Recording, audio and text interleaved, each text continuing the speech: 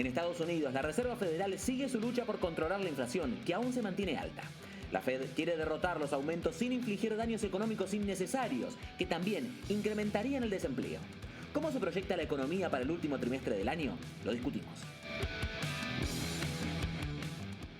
Y para ello saludamos y damos la bienvenida a Carlos Acilis, economista, CEO de Globista Investment. Carlos, gracias por estar con nosotros. Lo primero que le pido es una visión general para este fin de año. ¿Cómo se ve la economía de los Estados Unidos de aquí a diciembre? Sí, la economía ha tenido un momento muy fuerte en lo que los primeros tres trimestres del año. Sin embargo, en el cuarto trimestre del año entendemos que vamos a ver una desaceleración en el crecimiento como consecuencia de varias dinámicas. La primera tiene que ver con la disminución de los ahorros acumulados en la era pandémica gracias a las transferencias del gobierno federal a las familias. En segundo orden, el fin de este periodo de cesación de pagos de los préstamos de los estudiantes.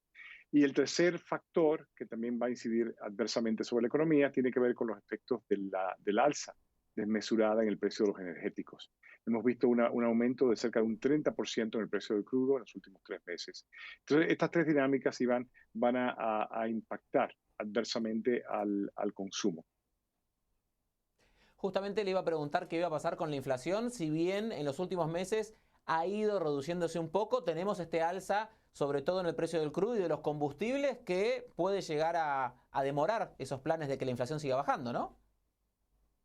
Sí, es cierto, la inflación total obviamente se va a sostener y la inflación total, la tasa interanual de la inflación, va a aumentar en función de que los niveles de comparación del año pasado, del segundo semestre del año pasado, son mucho más desfavorables a que la inflación caiga. Pero la Fed no se enfoca en la inflación total, sino en la inflación de tendencia, de tendencia excluyendo algunos rubros como alimenticios, el sector alimenticio, así como también el sector energético.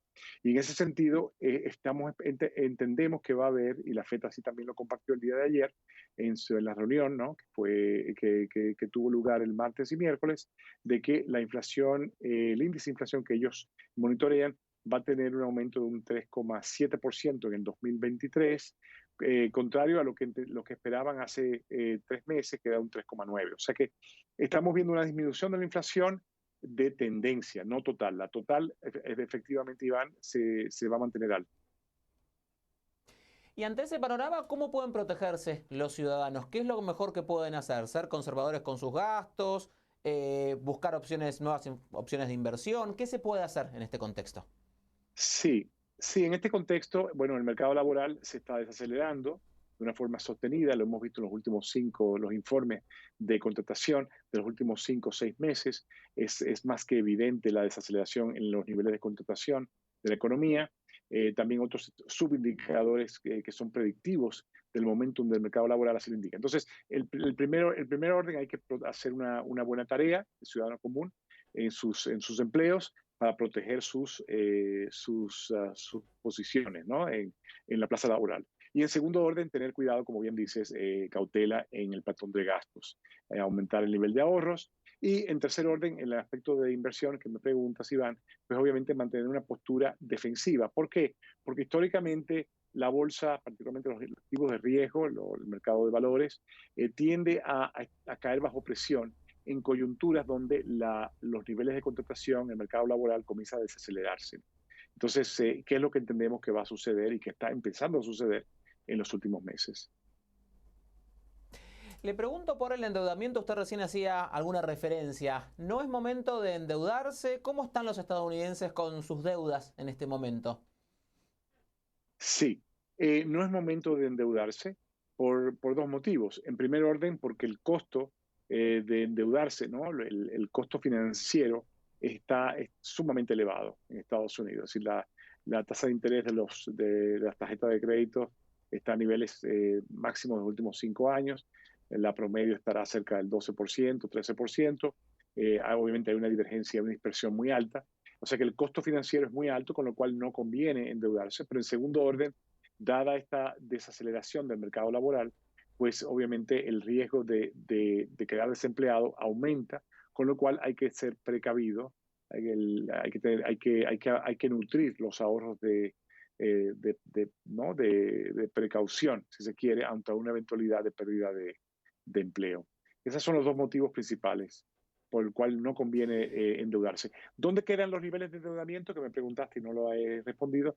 En general, los niveles de deuda de las familias en Estados Unidos en función o en relación, en comparación con el costo del servicio de esa deuda, está a niveles promedios o debajo del promedio histórico. O sea que las familias no están endeudadas de una forma significativa en Estados Unidos.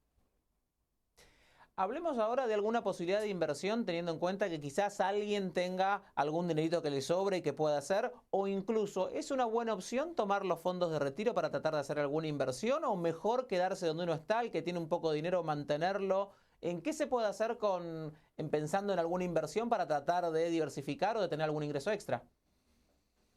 No, excelente punto, Iván. Obviamente, los fondos de retiro, por definición, son fondos que no se necesita acceder a estos fondos, a estos ahorros, por un tiempo bastante prolongado. Con lo cual, es importante que el enfoque de inversión tenga una ponderación importante en mercados de renta variable, es decir, de acciones.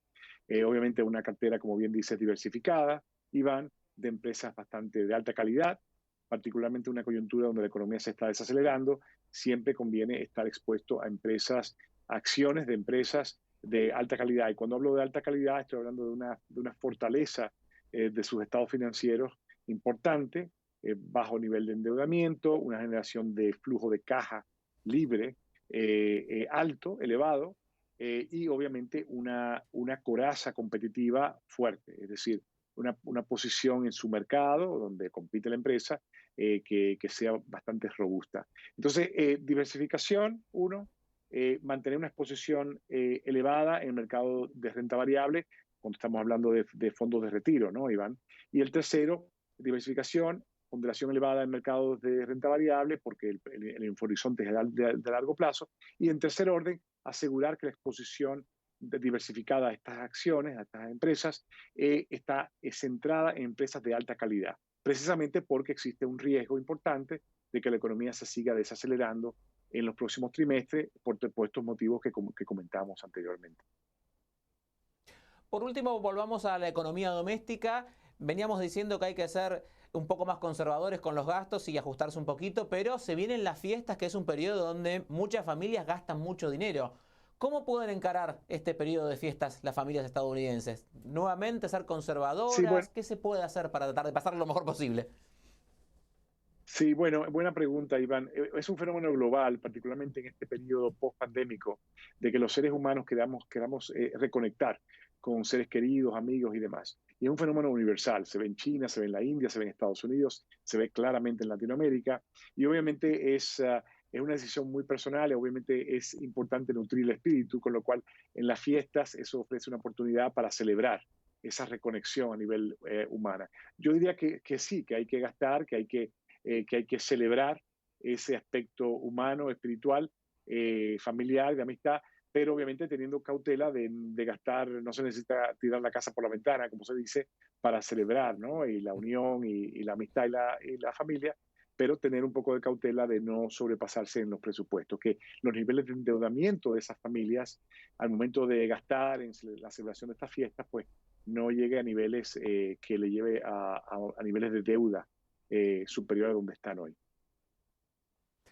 Carlos, gracias por haber estado con nosotros. Era Carlos Asili, CEO de Globista Investment, con la claridad de siempre, aquí en CNN Dinero.